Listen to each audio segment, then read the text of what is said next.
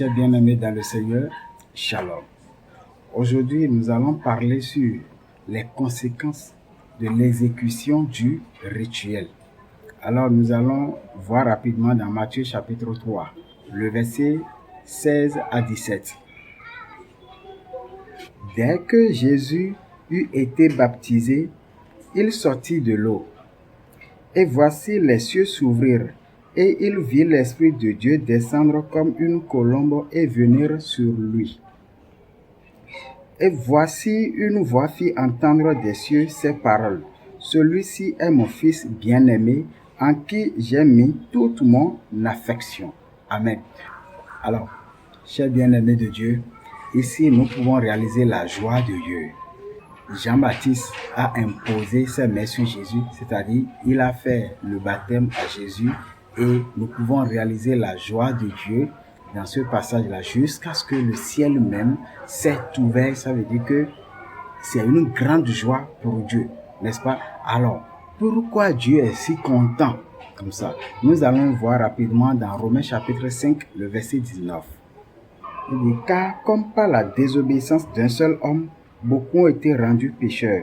De même, par l'obéissance d'un seul, beaucoup seront rendus justes.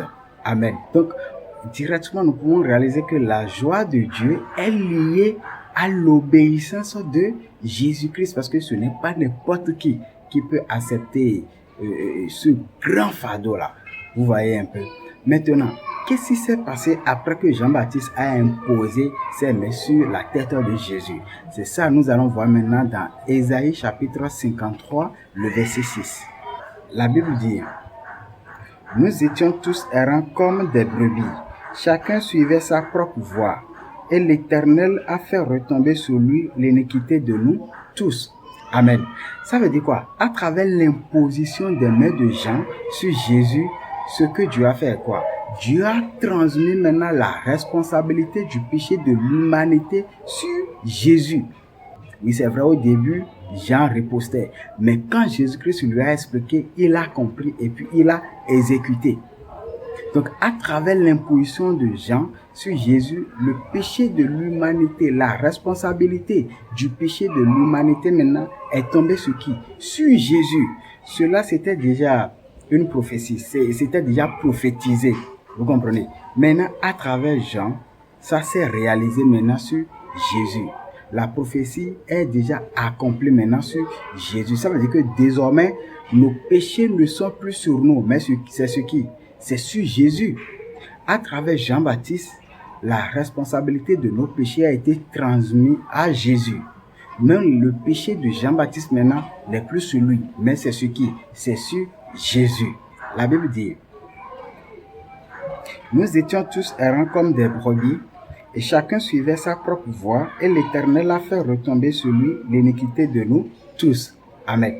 L'Éternel a fait retomber sur lui l'iniquité de nous tous. Ça veut dire que Dieu a fait retomber sur Jésus la responsabilité du péché de l'humanité. Amen. Alors, pour vous rappeler, à travers l'imposition des mains, ce qui se passe dans l'Ancien Testament, nous allons lire rapidement dans Lévitique 16, le verset 21. Aaron posera ses deux mains sur la tête du bouc vivant, et il confessera sur lui toutes les iniquités des enfants d'Israël et toutes les transgressions par lesquelles ils ont péché. Il les mettra sur la tête du bouc, puis il le chassera dans le désert à l'aide d'un homme qui aura cette charge. Amen. Maintenant, à travers l'ancien rituel, nous comprenons que lorsque Jean-Baptiste a imposé ses deux mains sur Jésus, c'est en ce temps-là que Dieu l'a chargé maintenant de la responsabilité du péché de l'humanité. Amen. Donc, si Jean-Baptiste n'avait pas imposé ses deux mains sur la tête de Jésus, ça veut dire que la responsabilité du péché ne serait pas transférée sur la tête de Jésus. Mais puisque c'est déjà fait, ça veut dire que la responsabilité du péché est déjà tombée sur Jésus. Donc actuellement, nos péchés ne sont plus sur nous. Même le péché de Jean-Baptiste n'est plus sur lui, mais c'est sur qui? C'est sur Jésus. Amen. Donc c'est en cela que nous pouvons comprendre mieux la joie de Dieu. Parce que au moment où cela s'est passé, la Bible a dit que Dieu même a ouvert les cieux. Ou bien. Et puis il y a une grande voix que tout le monde peut entendre. Ah, voici mon fils en qui j'ai mis toute mon affection. Donc nous pouvons mieux comprendre maintenant la joie de Dieu. Amen. Donc aujourd'hui on va s'arrêter ici et soyez à l'écoute pour les prochaines vidéos. Merci.